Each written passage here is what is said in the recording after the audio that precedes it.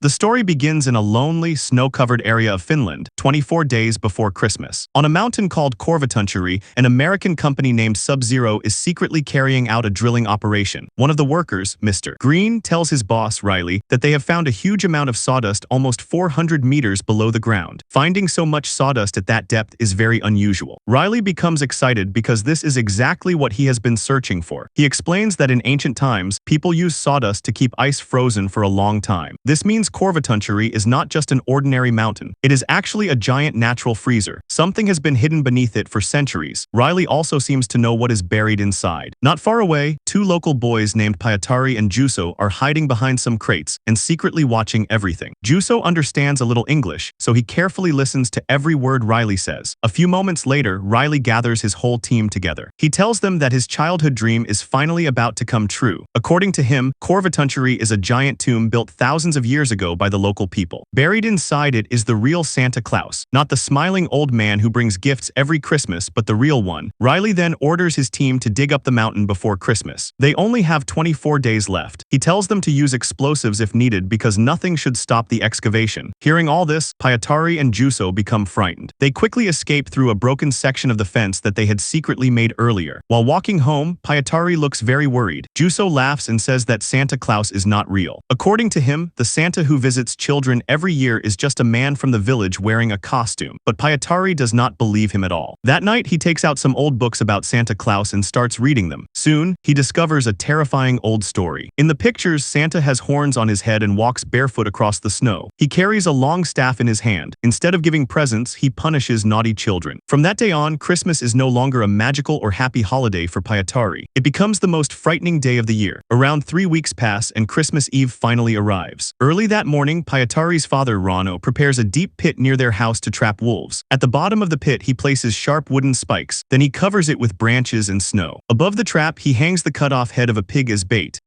After finishing his work, Rano throws snowballs at Pietari's window to wake him up, but Pietari has not slept all night. His room is filled with books about Santa Claus. As soon as he looks out of the window, he freezes in shock. There are barefoot footprints on the roof just outside his window. Feeling scared, Pietari runs to the slaughterhouse where his father is working. Pieces of meat are lying everywhere, so he closes his eyes. Then he nervously asks Rano if he had been on the roof that morning. His father simply says no. Rano tells him to stop thinking about silly things because it is time to gather the reindeer. A little later, Rano and Pietari meet the other reindeer herders. Juuso, his father Amo, and Pietari are also with them. Before they leave, Rano hands Pietari a loaded rifle. He says that the explosions on the mountain might force hungry wolves into their area. On the way, Pietari tells Juuso that Santa came outside his window last night. Juuso laughs again and treats it like another scary bedtime story. Soon, everyone waits for the reindeer herd to arrive. The reindeer are their only source of income. They earn their living from them, and those animals help them survive the long, freezing winter. But this time, instead of seeing the whole reindeer herd, they only spotted 2 small reindeer. The moment they noticed this, everyone jumped onto their snowmobiles and started searching for the rest of the herd. As soon as they reached the fence near Confrontation Mountain, they were left completely shocked. The entire reindeer herd was lying dead across the snow. In just one night, their whole business had been destroyed. They had lost almost 85,000 euros. The damage was so huge that some families were now close to losing everything. At first, everyone believed wolves had done it, but then they noticed the hole in the fence. It was the same opening that Pietari and Juuso had secretly made earlier. Seeing it, Juuso quietly signaled Pietari to stay silent. He knew that if the others found out they had gone near the mountain, they would be in serious trouble. Rano and the other herders began thinking that the American workers were responsible. They believed someone had entered the restricted area and the workers might have taken revenge on them. But then Pietari noticed something that no one else saw. Under one of the dead reindeer, he found barefoot footprints in the snow. They looked exactly like the footprints outside his bedroom window. At that moment, Pietari became certain that whatever had killed the reindeer had come from beneath Confrontation Mountain. It was not a wolf. Filled with anger, Rano decided to go straight to the drilling site and demand answers. He and the other herders picked up their rifles, forced their way through the gate, and drove their snowmobiles toward the mountain. When they finally reached the camp, they found the entire place deserted. The office was empty, and all the equipment had been left behind. It looked as if Riley and his team had escaped in a great hurry. Inside the office, Pietari noticed a strange diagram. It showed the map of a huge tomb hidden deep inside the mountain. Now he understood everything. They were never doing mining or scientific research. They had actually opened the ancient tomb. After leaving the office, everyone walked to the giant hole in the mountain. Rano threw a flare into the dark pit to see how deep it was. But the hole was so deep that the light barely reached the bottom. One thing was now clear. Whatever had been trapped beneath that mountain was enormous, and it was no longer there. After returning home, Rano tried to act as if everything was normal and Christmas could still be celebrated like every year. But the atmosphere had completely changed. Their reindeer were gone. They had almost no money left, and something strange had escaped from inside Confrontation mountain. Meanwhile, Pyatari went to his room and carefully locked all the windows. Then he put on his hockey protective pads because he wanted to protect himself. Juso still refused to believe his story, so Pyatari showed him the old pictures from the ancient books. In those pictures, Santa was shown as a wild man with horns who walked barefoot across the snow. Pyatari also showed Juso the diagram he had secretly taken from the drilling office. Slowly, everything started making sense. Long ago, the people of their village were probably terrified of that creature because it used to kidnap naughty children. One day, they must have made a plan. They likely tricked the creature onto a frozen lake. When it reached the middle of the ice probably broke beneath it. The creature fell into the freezing water and drowned. Later, the lake froze again. After that, the villagers pulled out the giant block of ice with the creature trapped inside. They buried it deep inside the mountain forever. Over many years, that huge pile of rock and ice became Confrontation mountain. Even after hearing all this, Juso still did not fully believe the old story. But Pyatari was completely convinced that every word was true. He said they should tell the adults that they were the ones who made the hole in the fence, because their mistake might have caused everything that was happening now. Juso immediately refused. He said that if their parents found out the truth, both of them would be in serious trouble. Meanwhile, downstairs, Rano prepared gingerbread and a bowl of milk for Christmas. Even so, there was no happiness on his face at all. While they were eating, Pyatari quietly said that the gingerbread tasted just like the one his mother used to make. The moment Rano heard those words, he quickly turned his face away so no one could see the tears in his eyes. After a short silence, Pyatari suddenly asked, "Am I a good boy?" Then he asked his father another painful question. He wanted to know if everyone would be sad if he suddenly disappeared. Rano had no answer. He simply told Pyatari that it was time to go to bed. That night, Pyatari sat beside his window. He tightly held a bunch of keys in his hand. He wanted the keys to fall and wake him up if he accidentally fell asleep. But in the end, exhaustion won. The keys slipped from his hand, fell onto the floor, and Pyatari finally drifted off to sleep. At the same time, the drilling site on Confrontation mountain had turned into a nightmare. A worker named Brian contacted Riley over the radio. He sounded terrified and said they had to stop the operation immediately. According to Brian, the thing that came out of the mountain was nothing like Riley had expected. It was alive, and every worker at the camp was completely terrified. But Riley was far away from the site. He refused to listen to Brian's warning. He only gave one order: no matter what happens, bring that thing to me. A few seconds later, the entire camp filled with the sound of people screaming. Then Brian noticed someone slowly walking toward him in the darkness. The figure's bare feet could clearly be seen on the snow. The next morning, it was Christmas Day, but there was still no sign of happiness inside Rano's house. The food had burned, and even the fire would not burn properly. As Rano tried to light the fireplace, something suddenly exploded inside the chimney. Hearing the loud noise, Pyatari grabbed his weapon and rushed downstairs. The explosion was caused by a small trap that Pyatari had secretly built inside the chimney. Rano looked at him in surprise and asked what he was doing. Pyatari seriously explained that he had made the trap to protect the house, so no one could climb down through the chimney. A little later, the two of them stepped outside. They immediately noticed that the pig's head hanging above the wolf trap had disappeared. Pyatari shouted and called Rano over. As they walked closer to the trap, Rano first noticed some white feathers inside it, but when he looked carefully, he saw a human hand. Without wasting a second, he pulled Pyatari away from the pit. He lied and told him that there was only a large bird inside, but Pyatari realized that his father was hiding the truth. Just then, Pia Pernin arrived wearing a Santa Claus costume to wish Pyatari a Merry Christmas. Before he could say anything, Rano stopped him and asked for help. From a distance, Pyatari watched as the two men dragged a large sack toward the slaughterhouse. Once they got inside, they opened the sack. There was a very old man lying inside. He was extremely thin. His face looked pale and he had a long white beard. When they searched his jacket, they found an American passport. The passport showed his name as Brian Green. Rano and Pia Pernin were shocked. They immediately realized that he was one of the American workers from the drilling operation. But an even bigger problem quickly became clear. The trap Rano had built was illegal because he never had permission to make it. If anyone found out that an American had died after falling into his trap, Rano's life would be ruined forever. The two men started discussing how they could hide the whole incident. Meanwhile, Pyatari secretly returned to the trap. There, he found a sack that normally held potatoes. But instead of potatoes, it contained a creepy wooden doll. Seeing it made him even more worried. He quietly walked back back to the slaughterhouse and looked inside through the window. Rano and Piapernin were still trying to decide what they should do with the old man. Suddenly, one of the old man's fingers moved. A moment later, he slowly started breathing again. Then he began sniffing the air like a wild animal. Slowly, he turned his face and looked straight through the window at Pyatari. The moment Pyatari saw that, he became terrified and ran away. Rano immediately chased after him because he was afraid Pyatari might tell everyone what had happened. Meanwhile, Pyatari kept running until he reached the road. Just then, the sheriff's vehicle happened to pass by. He quickly got inside the car. A few moments later, Rano also arrived there. The sheriff then took both of them straight to Amo's house. When they arrived, they learned that someone had broken into Amo's shed during the night. The strange part was that the thieves had taken every potato sack but had left all the potatoes behind.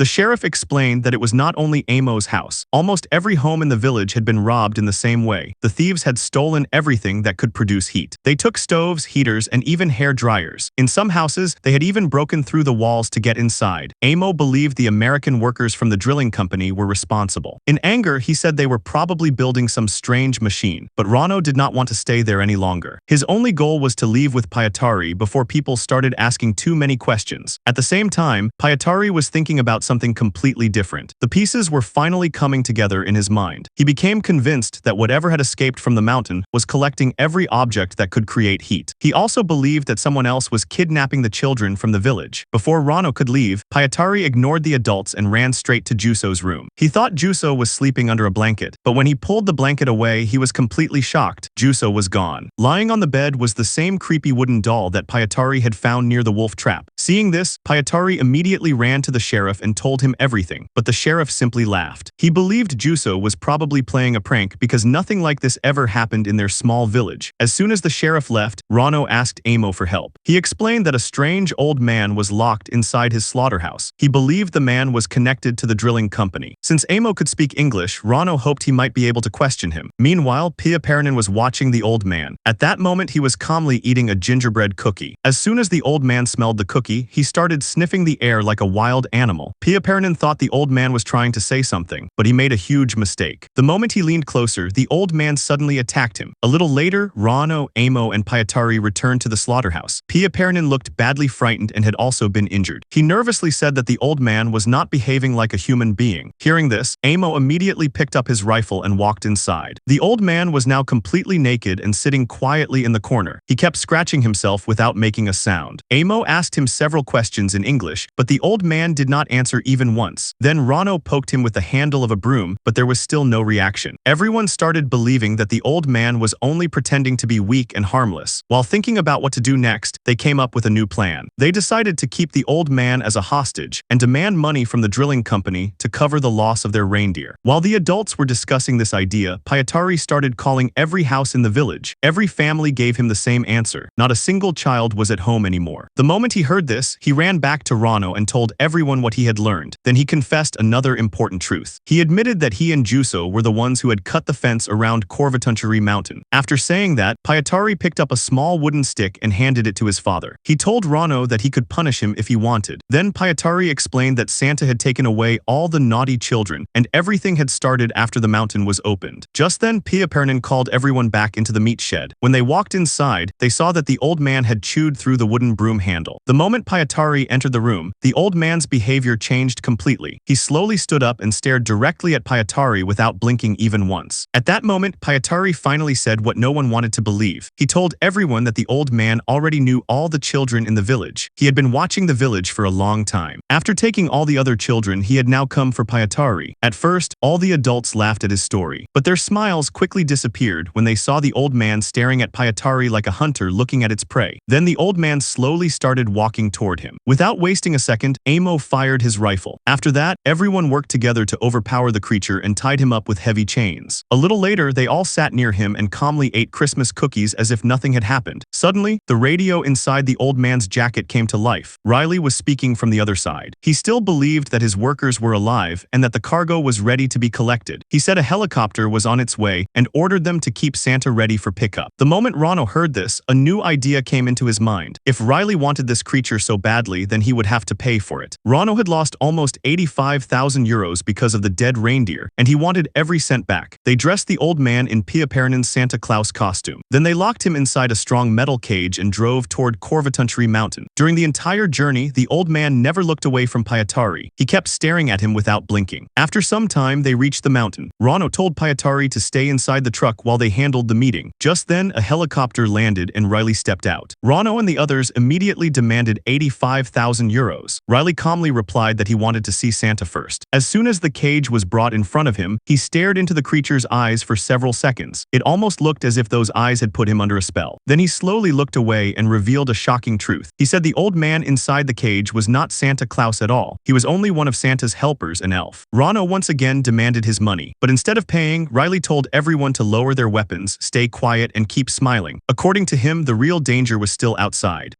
Suddenly, all the lights around the mountain went out. At the same moment, the helicopter pilot let out a terrified scream. As darkness covered the area, everyone realized they had walked straight into a deadly trap. Riley then warned them that the real Santa always chose the worst person among them. Those words made the situation even more terrifying. Rano, Amo, and Pia Pärnen immediately raised their rifles and stood back to back, ready for anything. In the darkness, they saw dozens of old, pale-faced elves silently staring at them across the snow. These were not cheerful Christmas helpers. They were ancient and frightening creatures protecting their master. Without warning, one of the elves suddenly attacked Riley. Everyone immediately opened fire and complete chaos broke out. During the confusion, Rano noticed something even more terrifying. Pietari had disappeared. Without wasting any time, Rano ran toward the large storage building because he believed Pietari had gone inside. Amo and Pia Pärnen followed him. They quickly shut the warehouse doors to stop the elves from getting in, but the sight inside left all three of them speechless. In front of them was a gigantic creature trapped inside an enormous block of ice. It was nothing like the kind old Santa people imagined. It was a huge monster with massive horns. Around the ice block were all the heaters, stoves, and other heating equipment stolen from the village. The elves had gathered all of it to melt the ice and free their master. Then they heard children crying from inside the potato sacks. Amo immediately ripped the sacks open and searched for Juso. At that moment, they finally understood why the elves had kidnapped every child in the village. They had gathered them all for Santa so he could punish them. Pia Pärnen quickly started switching off every heater. At the same time, Rano held the warehouse door shut with all his strength because the elves outside were constantly trying to force their way inside. At that moment, the ice slowly started cracking and panic spread through the entire warehouse. But Pietari stayed calm and carefully watched everything. He quickly fired a shot into the air to get everyone's attention. Then he explained that they had to do two things at the same time. First, they had to get all the children out of the warehouse. After that, they had to destroy Santa before he could break free from the ice. Pietari said that as long as the children stayed there, the elves would never stop chasing them. And as long as that monster Santa remained alive, no child would ever be safe. Out of everyone, only Pia Pärnen knew how to fly the helicopter. So he grabbed several packs of gingerbread cookies and ran outside. As soon as the elves smelled the cookies, they rushed toward them like hungry wild animals. Pia Pärnen used that chance to reach the helicopter and start its engine. Meanwhile, Rano and Amo placed all the children inside a large cargo net. The helicopter lifted the net through the opening in the roof. Pietari climbed into the same net because his plan would only work if the elves kept following the children. As soon as the elves saw the children flying away, they immediately left the warehouse and chased the helicopter into the forest. Now their mission was divided into two parts. High in the air, Pietari guided Pia Pärnen over the radio, while using the children as bait to lead the elves away from the warehouse. At the same time, inside the building, Rano and Amo drilled holes into the ice and placed sticks of dynamite around it. Before leaving, they also used a chainsaw to cut off Santa's two huge horns because they believed they might be worth a lot of money. Meanwhile, Pia Pärnen flew toward the reindeer enclosure. Pietari's plan was very simple. He wanted to trap the elves just like a herd of wild animals, but there was one big problem. The gate to the reindeer enclosure was still closed, and the elves were getting closer every second. Pia Pärnen shouted over the radio and warned Pietari that they were running out of time. Even then, Pietari realized that someone had to open the gate from the ground. Without hesitation, he jumped down from the cargo net. He ran to the heavy gate, pulled it open, and immediately switched on the electric fence so the elves would have no way to escape. After that, he stood there and waited for them. Over the radio, he quietly told Pia Pärnen that if he did not survive, he should tell his father that his son had fought like a hero. At the same time, Rano and Amo had already driven their truck a safe distance away from the warehouse. As soon as they reached a secure spot, Rano pressed the detonator. A massive explosion destroyed the entire warehouse. The giant frozen body of Santa was blown apart before it could fully escape from the ice. Back at the reindeer enclosure, Pyatari closed his eyes because the elves were now only a few steps away. But something unexpected happened. They did not attack him. Instead, they suddenly stopped and looked around in confusion. Their true master was dead, and without him they had no idea what to do next. At that moment, Pyatari knew that his plan had finally worked. The children were safe. The monster Santa had been destroyed forever, and all the elves had been captured. Watching everything from the helicopter, Pyaparanen laughed with relief. Over the radio, he happily said that they had finally destroyed the evil monster for good. After that, Pyatari told him to take all the children home immediately, so they could be back in their own beds before morning. The next day, Rano, Amo, Pyaparanen, and Juso returned to the reindeer enclosure. There they found Pyatari proudly standing in the middle of all the captured elves. He had even counted them. In total, they had captured 198 elves. After that, they cleaned them up, shaved them, and trained them to be kind to children and give them toys. Finally, they packed them up and exported them around the world as the real Santa Clauses. And that is how this strange and unforgettable story comes to an end. What do you think about this unique ending? Let me know your thoughts in the comments. And if you liked this video, then like it and subscribe to our channel to see more such interesting videos.